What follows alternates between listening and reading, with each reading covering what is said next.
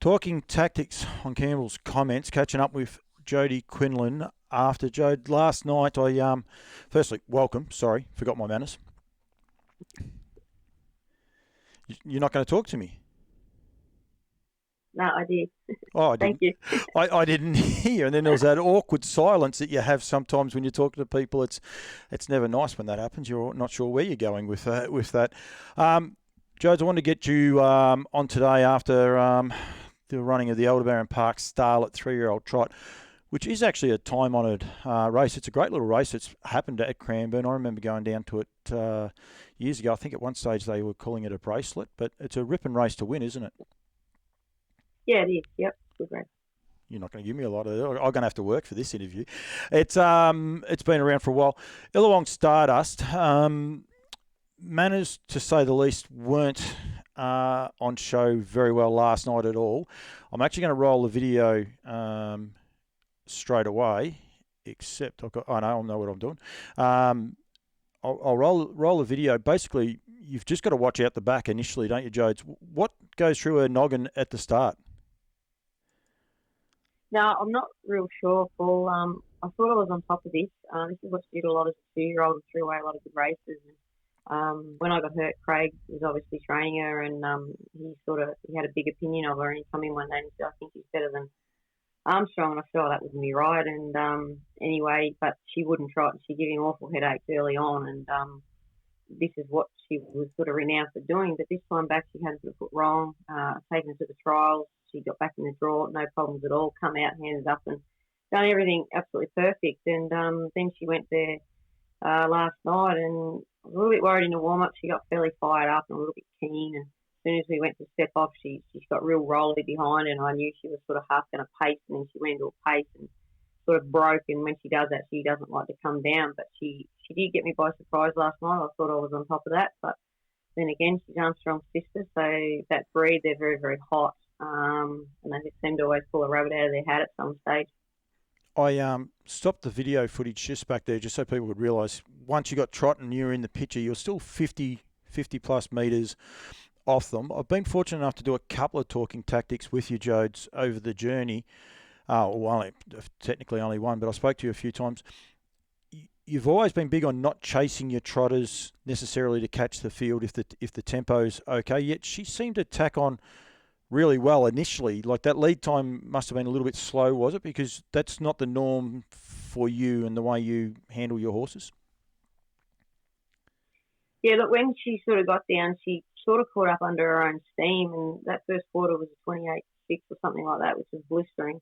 But I never chased her at any stage to do that, tack on. I just let her find her feet and just let her get there slowly because I didn't want to go grabbing her up and things like that because she can get a little bit cool at different stages and she's still sort of quite green. So she actually caught up pretty much under her own steam. But it sort of took her a little while by the time she got up on the back of the fence horses. But she sort of always travelled within herself. Yeah, she did. And the next quarter was a 33. That was more the Jodi Quinlan, if you like, drive because you just slowly made your ground into them. I was just I wasn't sure if that was a quick lead time or not. We're actually getting into the back straight now and into the footage, Jode. And you look to be travelling nicely. She doesn't look to be over racing or anything along those lines. Were you confident at this stage? I know there's a bit of carnage. I'll actually pause the video for a sec. There's a bit of carnage about to happen, but were you confident at that stage? I've stopped it basically at the 400 metre mark. Yeah, I can't see what you're looking at, but I can actually show you. Yeah, okay. I know what she felt like though. Look, as I said, she sort of always travelled well within herself, and she's quite quick, but she's also very strong, which makes her such a good horse. And when she got onto the back of him, I thought, she is entitled to get tired.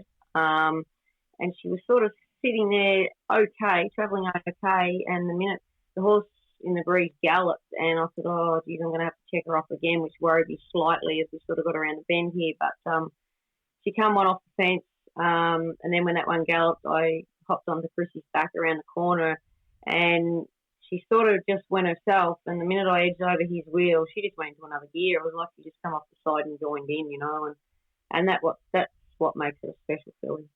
Absolutely, and like I've moved my phone around so you can actually see what it is, and she just explodes here, doesn't she? Yeah, she does. And I mean, she's driven cold. She can sprint very, very quickly. But to her credit, she's sort of tough and can stay. And I think that race also proved that by giving them the start that she did. And they ran that very, very quick quarter. I wasn't 100% happy how she trotted, actually. She's been trotting better than that. She wanted to half canter a little bit behind. And I did have her trotting better than that. So I've still got a little bit of work to do with her. But she's just got that raw talent. And like I say, she can sprint and she can stay. And generally, when she leaves the arm, if she does trot away, she's quite quick off the arm as well. So it's going to make her nice and versatile if I can sort of get around her manners and she can sort of settle down a bit, in the head and that sort of thing and mature a little bit. But look, she's taken little steps that I noticed that she's improved. Like she went to the track and she didn't shake and sweat and things like that, whereas she would have done before. But like I say, I couldn't fault her this time in, so that was a little bit of a surprise that she did go and muck up at the start like that. I've stopped the video here. The salute, Judge, post the race was directly at your owner, previous owner. You're in his colours last night, which is Martin Harnett, I should say too. Sorry, Dr. Martin Harnett, who sadly passed away recently. It must have meant a hell of a lot to you because, again, it's not the sort of thing I see happen a lot from Jodi Quinlan. I've seen you salute before, and hopefully we'll see you salute again under joyous circumstances, but this is not a joyous salute. This is just a salute to there you go, mate, sort of thing. Am I right? Or 100%, Paul. Very rarely I sort of salute or anything like that. I did in the Miracle Mile, and I probably couldn't tell you the next one that I did. It was probably this, but look, Martin was not just an owner to me. He was special to our family, and I sort of had horses for him. Oh, geez, probably for 20 years, and especially the last 15, he really supported me greatly. And we went through good times and bad times, and Martin was the kind of person that would always pick you up, and he'd ring up if one got beat. Never complained about the drive. Never complained about the horse getting beaten. He was more, are you okay? And I think Armstrong seasoned both of us a lot because he went to touch Group 1, so many of those Group 1 races, and he buggered up so many times. And Martin would say, don't worry, it's next time, And he was just unbelievable. He was always so positive and very confident all the time. And there was always another day, And right up until he passed away, I spoke to him on the Wednesday, going to the races, and he actually sounded quite as good as he had for the past couple of months. But he was telling his family he thought he could live for another 12 months or 18 months, and we were counting the days. And but right to the end, he was always so positive. And this horse, Kay, wasn't keen on keeping any of the horses, and we sort of knew that. That sort of upset me a bit to lose a horse like Stardust. That was a possibility and probably still could be. But he did say, Kay, I think you should keep a bit of an interest and at least keep Stardust. And then he rang me and he said, I know she doesn't want to keep them, but don't sort of worry about too much what she says. I'd really like her to keep Stardust. So at this stage, she's keen to keep her. For how long, we don't know. But it's hard for Kate to sort of realising going to the races is sort of not going without Martin. A couple of little grandkids always went and got a real affinity with Armstrong, and Kristen, the daughter, she was always there with them. There was always sort of the five of them. But he has two boys that have had no interest in the horses and still don't have. But yeah, hopefully, she can pull a good one and keep Kay interested, I hope, and hopefully we can battle on for a bit longer and see who wins the good ones. This horse, Craig, did a lot because you were injured when she was a young horse and started coming back started at the racetrack. I'm right, aren't I? This is the same horse that you were racing this time. Well, it wasn't this time. It was probably a little bit earlier on in the season as a 2-year-old. And you were a little bit betwixt and between with her because you wanted to tip her out and give her a spell. You knew Martin wasn't travelling well at all, and you weren't sure at the time how he was, and he just wanted to keep him racing. So as far as a trainer goes, you've got so many things there to juggle. You just alluded to another one that you're not even sure, how long you may or may not be able to, keep the horse going. It must be tricky for yourself, trying to balance every part of this out, if you know what I mean. Like it's basically people try and balance out their work life. You're trying to balance out your entire schedule with the best horse you've got and the uncertainty about it. Yeah, and that's tough. And sometimes I just got to put that behind me and keep going, as everyone does. And when I got hurt, Martin was always pushing me. He was the one. There were stages there that I didn't know if I was going to drive again when I was in so much pain and think like that. And he was the one sort of pushing behind the scenes for me to keep going. He said, we've got these good horses. And he was probably the reason I come back when I did. I found out he was sick and he told me, it was a 3-month thing to possibly 2 years. And I think he may have not quite lasted 12 months, but he was always there pushing for me and doing what he could for me. And that made me look at things differently in a different perspective. I shouldn't have been working the horses in the quantity that I were with my staff, but I did it for Martin because probably 10 of them were his.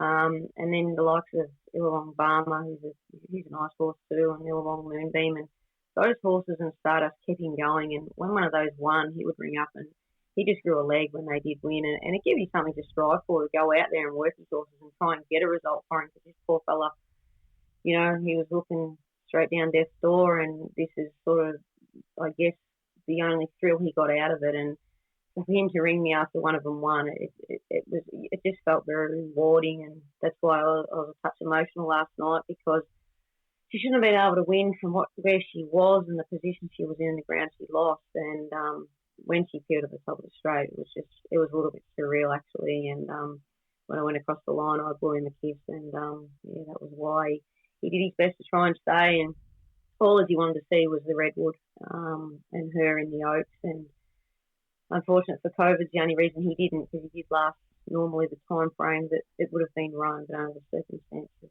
unfortunately he didn't make it. Okay, we'll try and, I suppose, we'll just step away a little bit from Martin in a nice way. I'm trying to do this, but talking tactics, COVID, has it possibly helped this filly as far as the Oaks go, as far as maturity, or not? Well, probably not on her manners last night.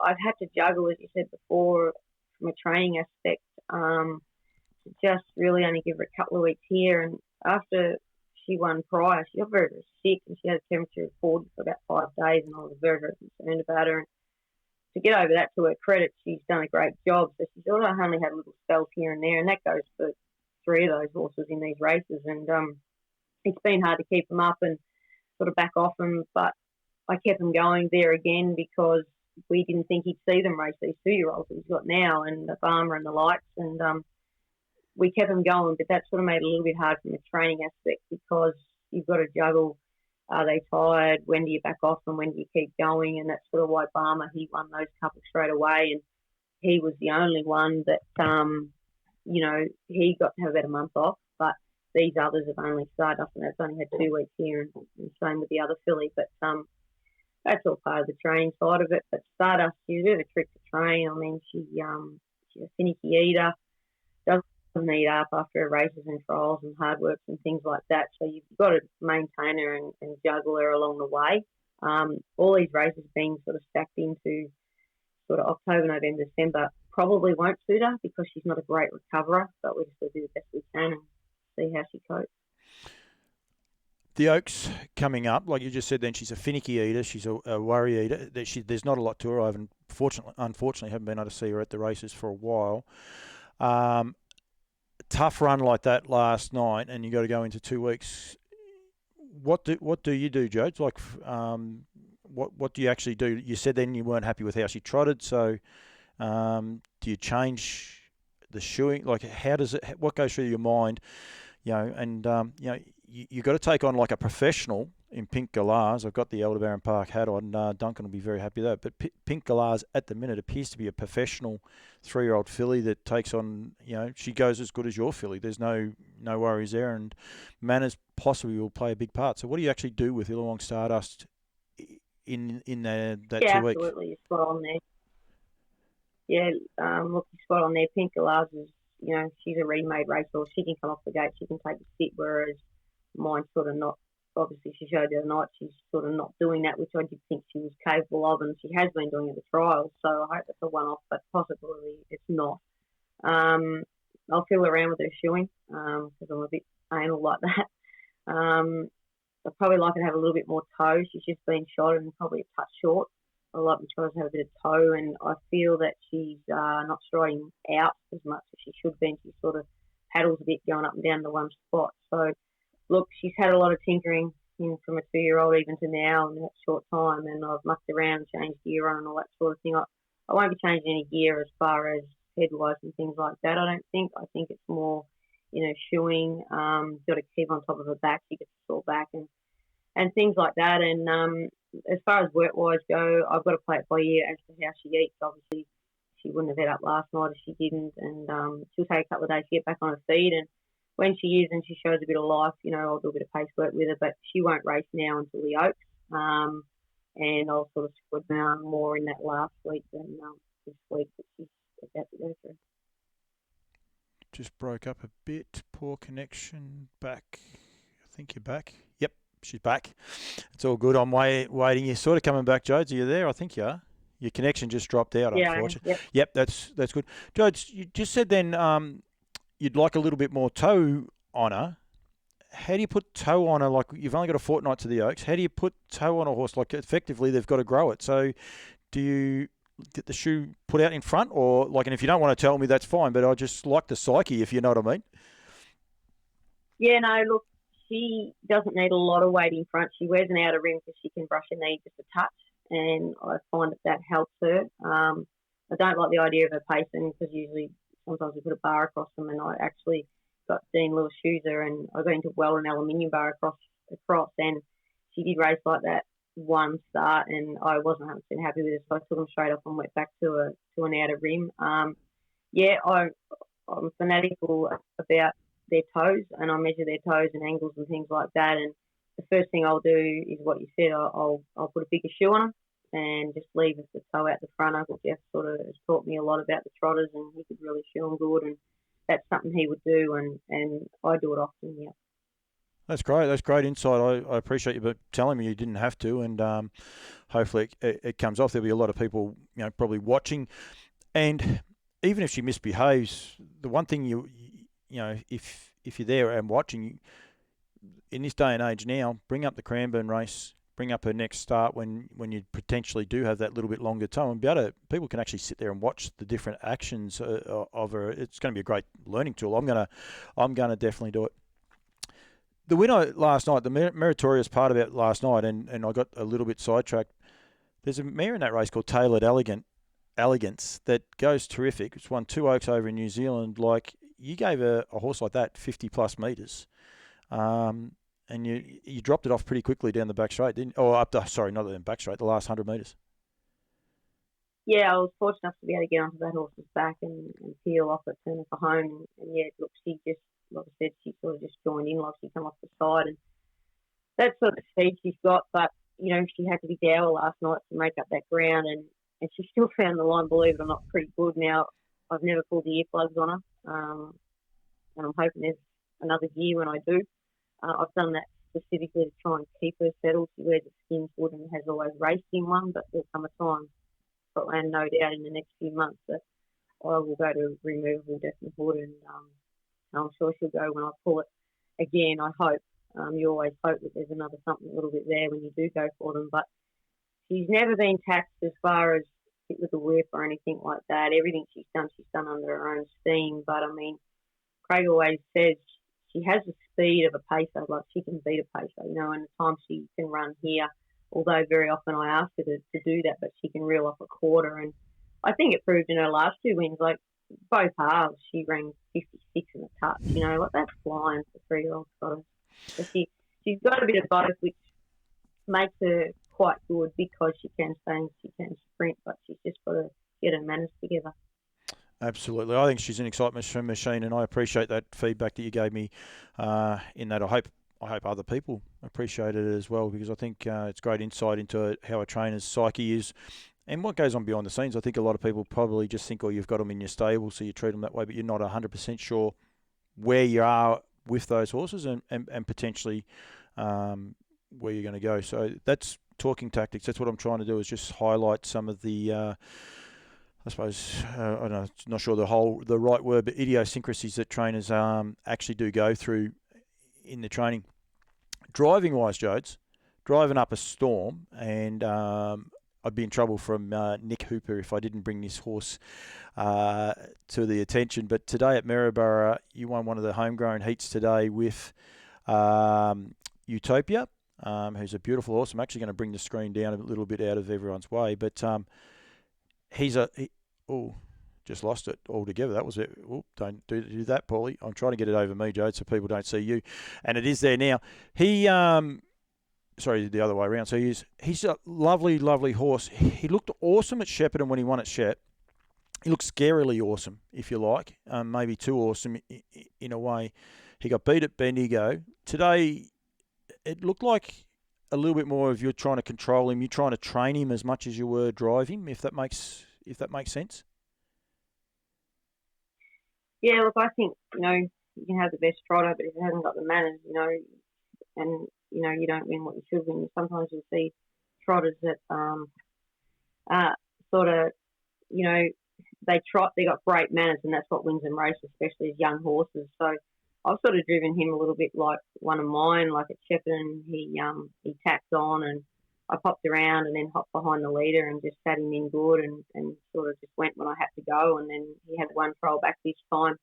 And he come out of the gate and I just let one go. It was against 3-year-olds and then just popped into the outside and sort of let him run home. His manners in the races are very good. He's quite a nice horse to drive. He doesn't seem to pull. He settles well and all that sort of stuff. So,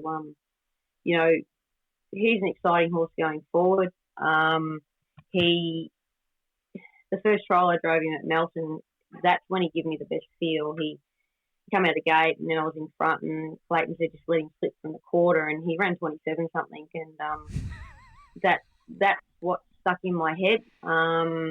He went the other night to Bendigo and a lot jumped on his bandwagon and potted him and I wasn't so worried, and then when I spoke to Clayton he felt that he probably wasn't forward enough to pop around to the breeze when I did, and it was just unfortunate when I did go around the leader really started to quicken. So he actually ran quite a quick middle half. And first up, it was probably a little bit too hard for him. Clayton and Emma both said that he had trained on since that run and they expected a forward showing of him today, and he felt great, yeah.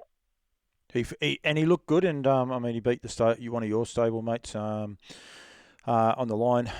He didn't look as brutally good as what he did when he won at Shepparton, if you like. I think, but we've got to be mindful because that was very early in the season. I think it was a small field, and some horses just run on adrenaline, don't they? Especially their first time away. That would have been his first probably long float trip, and the likes going away. But I like that, and I like hearing that Clayton says to you that like he didn't, by the sounds, didn't bag your drive. Just said probably the fitness and the way you drove him probably weren't on a par just at that one occasion. Yeah, that's right. And, I chose to stick with him because, as I said, like he showed me that great speed that he had in that first trial. And that's what sort of I felt set him apart from my 2-year-olds. And the one that Craig had to Illawong Stardust, he's a nice horse and I like him. And he went to trials the other day and went 59 and 57, 9 and something like that. And but they're two different horses. He's sort of a rolling type of horse, whereas Utopia, I just feel that he has more speed than him. How dour he is, well, we'll see. But he could certainly sit there today over a mile down. He went slow first half and split the last half. But he did it good. He found the line good, and I dare say that Emma would think that he would then train on again from that run today to the final. So that's what we've got to hope. And look, I think he may even be better if he shows that speed, if he sat off the pace, like a few of those ones that went around today, Aldebaran Zeus and that, they showed good speed. And if they go hard, he's sort of versatile. I wouldn't think that sitting in the breeze is probably his best way of winning. I think if they go along a bit and he's sitting back, I think he can sprint pretty good too. You've driven quite a few horses with speed. Illawong Stardust, we've already spoke about today, and Illawong Armstrong, I think, would be two of the higher speed trotters that you've driven. Would that be fair?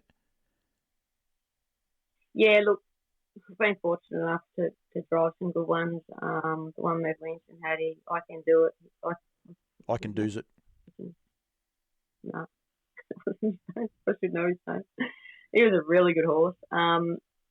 Probably the best free-for-all trotter that I drove. But for point-to-point speed, I'd have to say Illawong Armstrong. He had freak speed, but there again, he had no manners, and I've probably had him for 5 years, and he still can be a bit naughty now. He's a lovely horse, and he goes to the gate and he turns into this other animal and does things wrong. But from point-to-point speed, he is the quickest trotter I have sat on. Comparing him to Stardust, it's hard to compare horses, but she's got more strength than he ever had.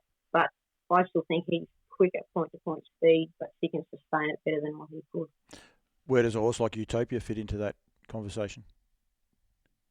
Yeah, a bit of a different horse again. But it's hard, comparing a 2-year-old. Armstrong had blistering speed right from the get-go. He was always super quick. And Utopia has got the best manners of all of them. Yeah, definitely not trying to compare him, and I don't want you to turn around and say, oh, he's up there with those horses. It was just that actual high speed, but obviously Utopia just doesn't quite have that same sort of high speed as those other two. Not yet, but like I said, the feel in that first trial, that was when I was so impressed with him, and he did have high speed, but I sort of just let him roll from the quarter. And he showed, he ran a 27-something quarter at the plugs in. I never moved on him, and that's what impressed me with him. He hasn't had a chance to sort of been driven like that, obviously, yet.